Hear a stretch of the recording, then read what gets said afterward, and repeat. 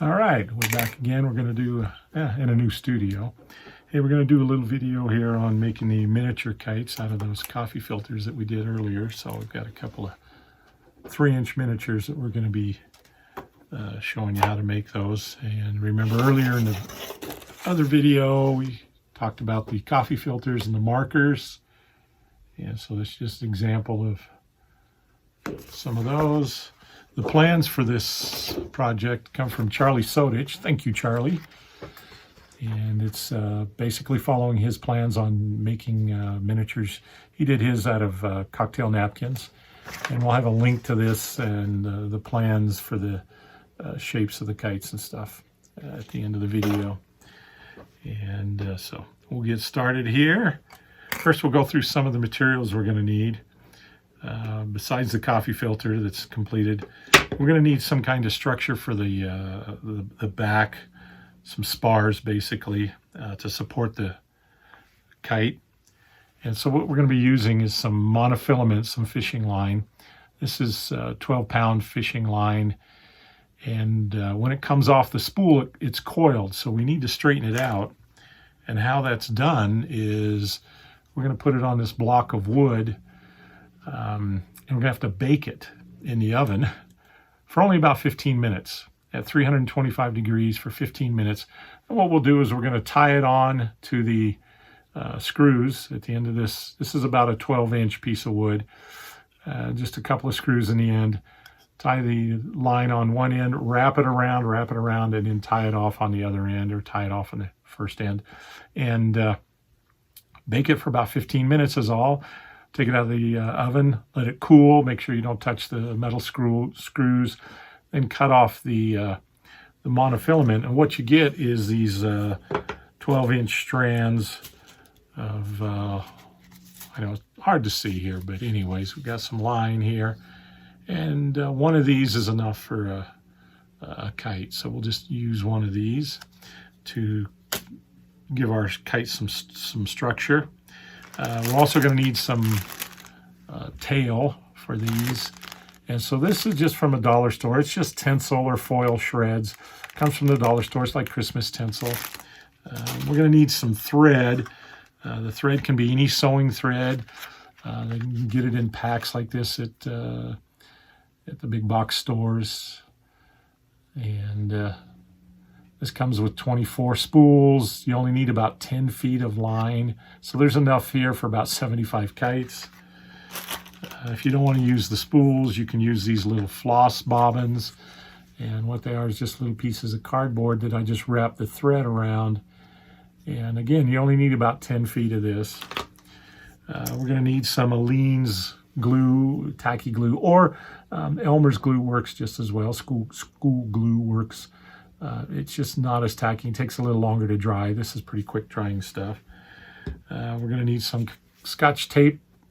This is just the magic tape, the invisible tape. We'll just need a little bit of this. We're going to need some tweezers, scissors, little ruler, little pencil. Earlier in the other video, I talked about the metallic markers. So we're going to use a gold Crayola metallic marker, and that's just to outline the kite. And let's see, one other thing we're going to need here is we're going to need a template. And this is just cut out of a piece of cereal box, but it's a 3-inch template. And we have the positive and negative versions of the images that we're going to be using. Either one will work, and it's just to put on the coffee filter, move this around to find a design that you like best. So we'll get started at that. I'm going to set this up a little different now, and we'll get started. All right, so now what we're going to do is we've got our coffee filter down. This is one that I've done individual designs on, and so all I'm doing is just placing this template on there where I like the design. I'm just tracing inside. You can use a Sharpie. I just like using the metallic markers. Trace that inside. And then what we'll do is we'll cut that out. And so here's one here that's already cut out. So we're going to go ahead and get started on this. And what we're going to need now is the glue. So it just takes a little dab of glue.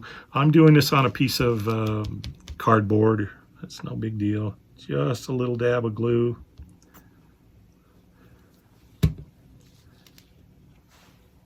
We're going to get our monofilament, our fishing line, and now it's been straightened out because it was heated in the oven earlier.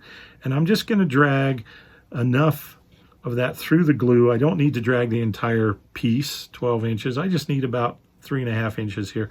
And so I'm just lightly dragging that through the glue, and it'll glob up on there a little bit, but that's okay. I'm going to take my finger and run my finger along that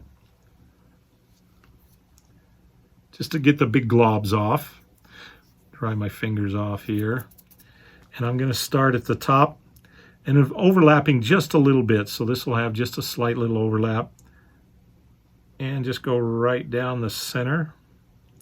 I'm going to take my finger now and just rub along that, and that just presses it down.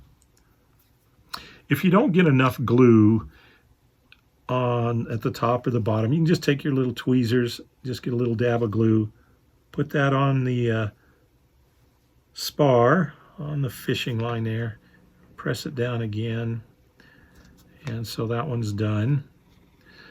So now what I need to do is just cut that off. I can use scissors, and I can leave a little tail on there, not a big deal. And now I'm going to go across it, perpendicular from the other corner to the other corner, same thing. And it's about 3 inches, so just drag that lightly through there. I got lucky on that one. Don't have a lot of big globs on that one.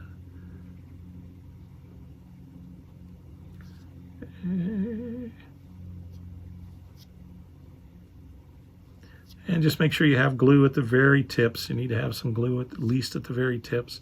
Press that down in the center. And then that's done for the spars. Now all I need to do is let that dry. I'd let it dry a little bit longer. But we'll go ahead and cut these extra pieces off. So there's about 4 inches left over there of this thread. Or I mean of the spar. I can use that on the next one.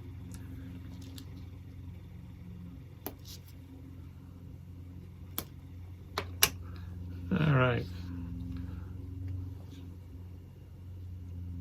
So we have the spars on the back. Now we're going to go to the tape, and we just need a sliver of tape, just a teeny bit.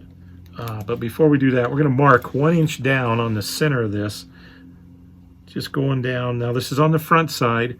We're just going to put a little dot 1 inch down, and that's where we're going to attach the flying line with the tape. I'll find where I placed that. Where did I set that one down at? Well, silly me. Anyways,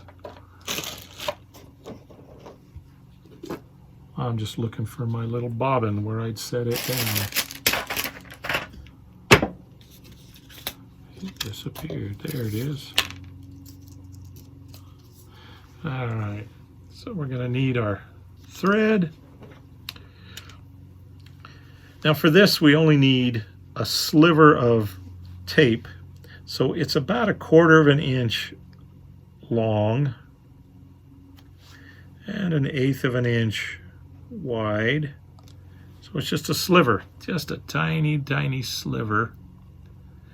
I'm just going to put that on the edge of this table here.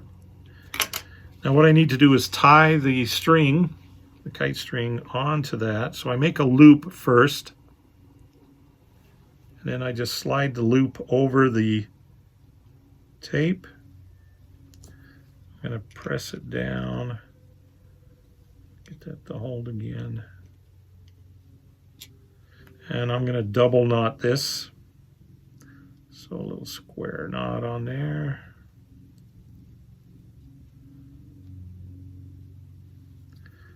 Okay. Now I'm just going to use the tweezers to set that at that dot right on, press that down.